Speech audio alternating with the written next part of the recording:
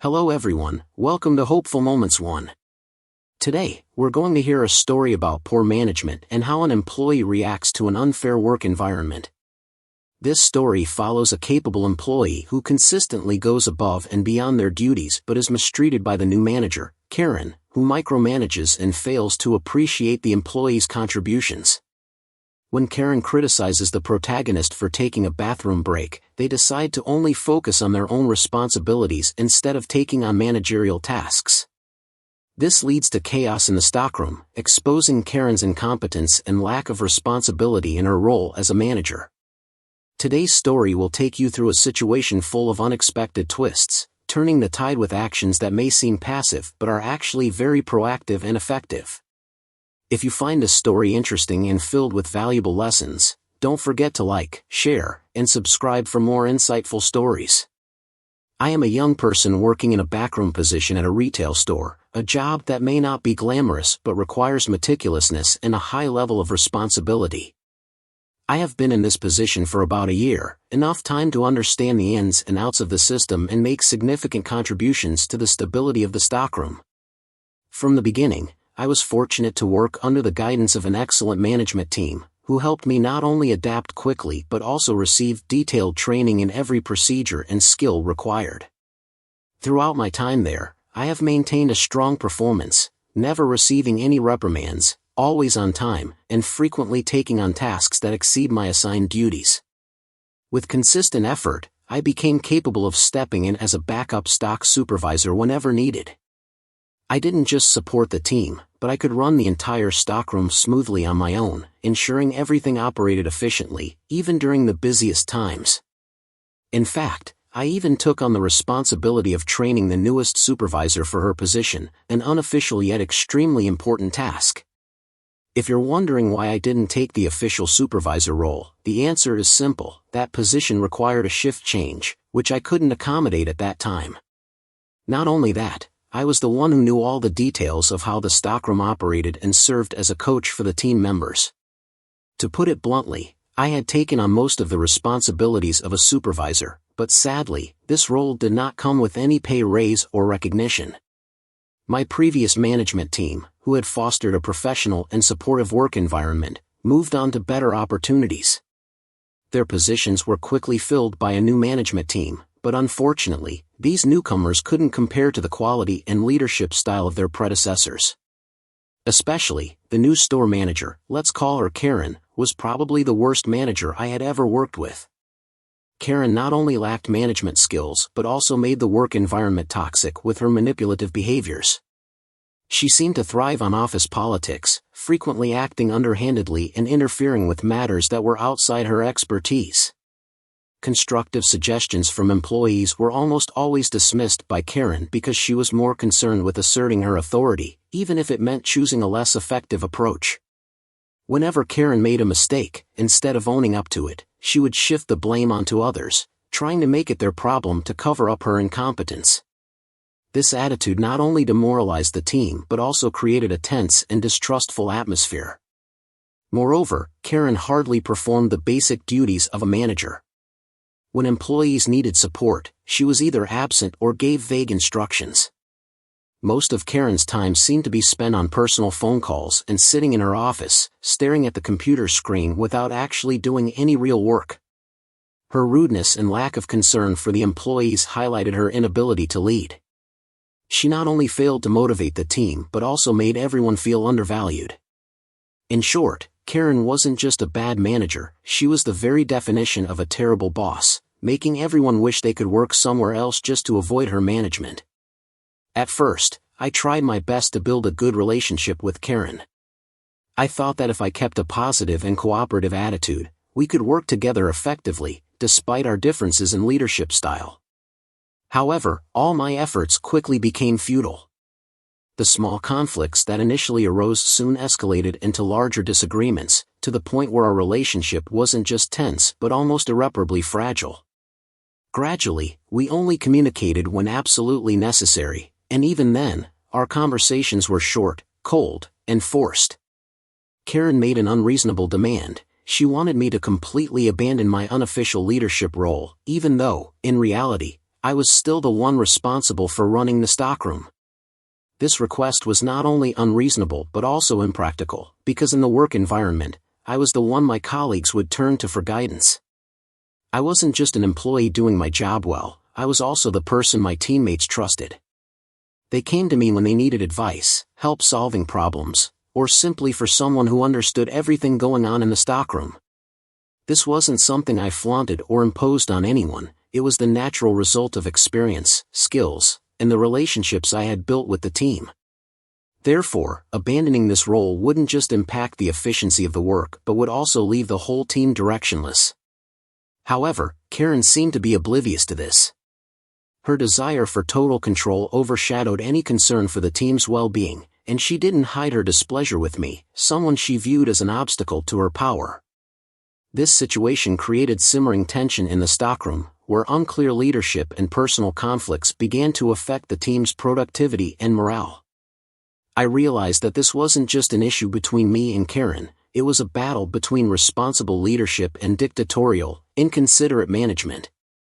Eventually, Karen made a big mistake, one that she probably never expected would completely change the way I perceived and behaved at work. That day, we had just completed a team activity in the stockroom, a task requiring smooth coordination and full focus from everyone. Once the work was temporarily completed, I felt the need to go to the restroom, a basic and natural necessity that everyone must face. Before leaving, I carefully informed the supervisor that I needed a short break to use the restroom and then quickly stepped out. However, as I just started taking care of business, I unexpectedly heard Karen's voice over the intercom, demanding that I return to the stockroom immediately. It wasn't a polite or gentle request, her tone was sharp, almost as if to assert her power. I sighed, feeling frustrated, but still quickly finished what I was doing. Although it only took about 2 to 5 minutes, a very short time, I understood that Karen's action wasn't just a simple call. It was an expression of disrespect and a lack of understanding on her part, not just towards me but possibly towards all the employees working under her. The urgency of her call made me question, was the situation really so urgent that it couldn't wait for my return, or was it simply Karen's way of showing off her authority? Clearly, instead of caring about the basic needs of her employees, she chose to prioritize controlling everything according to her will, regardless of whether it was reasonable or not. At that moment, I couldn't help but feel as if some invisible boundary had been crossed. It wasn't just about having to return to the stockroom faster than I wanted, it was the implication that, in Karen's eyes, I, and perhaps all employees, were not seen as real people with individual needs and values. When I returned to the stockroom, Karen immediately confronted me with an unsatisfied expression. Without giving me a chance to explain, she began to interrogate me, relentlessly asking where I had been and what I had been doing during my brief absence. Her tone wasn't one of concern, it was controlling and accusatory. I plainly answered that I had gone to the restroom, a completely normal and legitimate need. Yet, it seemed that this answer wasn't enough for Karen. She continued asking the same question as if hoping for a different answer or looking for a reason to criticize me. The repetition of this unreasonable questioning not only made me feel insulted but also made me wonder, did Karen truly care about why I had gone, or was she just trying to assert her power in this situation? After an interrogation that led nowhere, Karen finally uttered a remark that she couldn't have known would forever change our relationship at the company. With a cold expression and a tone full of reproach, Karen said, "You need to use the company's time more wisely and do your job." In that moment, it felt like a heavy blow to my self-esteem. I had always worked hard, often taking on responsibilities far beyond my assigned role, and made significant contributions to the efficient operation of the stockroom. Karen's comment was not just an unfounded criticism, but a denial of all my efforts and dedication. I stood there, feeling a surge of anger and disappointment. If she wanted me to use the company's time more wisely and focus only on the work within my assigned responsibilities, then fine. I would do exactly that, no more, no less. From that moment on, I decided to change my approach to work. If Karen didn't appreciate the contributions beyond my role, then I wouldn't make them anymore. She wanted control and power. I would let her deal with the tasks that were supposed to fall under her managerial duties. Remember when I said I was effectively a backup stock supervisor? Even though I didn't have the official title or salary, my job actually included many tasks that should have only been handled by a supervisor. The list of tasks I took responsibility for wasn't short, and if it were to be written out, it would likely surprise anyone. I trained new employees, helping them understand work procedures and quickly integrate into the team. I was responsible for repairing defective products, ensuring they met the standards to be put on the shelves. When packaging was torn or subpar, I was the one to fix it, making sure everything looked perfect for the customers. On top of that, I even trained the new supervisors, a task that required patience, skills, and experience far beyond a regular employee's responsibilities. In addition, I regularly handled paperwork and administrative tasks that were supposed to be done by higher management. I assigned tasks to employees, ensuring that everyone knew what they needed to do for smooth operations. When people needed guidance or encountered difficulties, they came to me for advice, not Karen or any other manager. I also didn't hesitate to perform small but necessary tasks like taking out the trash, cleaning the stockroom, and keeping the workspace tidy and organized. The list was so long that if I wrote it out, it would probably fill an entire page. These weren't just the tasks I was assigned, but things I voluntarily took responsibility for to ensure the stockroom ran smoothly. However, when Karen uttered those words, "You need to use the company's time more wisely and do your job," something in me changed. It wasn't a burst of anger, but a clear and resolute awakening. In that moment, I realized that all my unrecognized efforts were meaningless to someone like Karen. You can probably guess what happened next, right? From that moment on, I decided not to do anything beyond the responsibilities assigned to me. If Karen wants me to only do my job, then that's exactly what I would do, no more, no less. I made the decision to stop, not just stop a few tasks, but stop everything beyond my duties. All the management tasks I had voluntarily taken on, everything I had done to ensure the smooth operation of the warehouse, were now completely eliminated. If Karen wants me to only do my job, fine, I'll stick to my part of the work, nothing more, nothing less. I won't touch her work, nor intervene in anyone else's duties. I'll do exactly as she requested. Guiding her team? Not my job. Need someone to handle paperwork? Do it yourself. Training new supervisors? Not my responsibility. These tasks were never part of my job in the first place. I only did them because I wanted everything to run smoothly, because I valued the work and the team.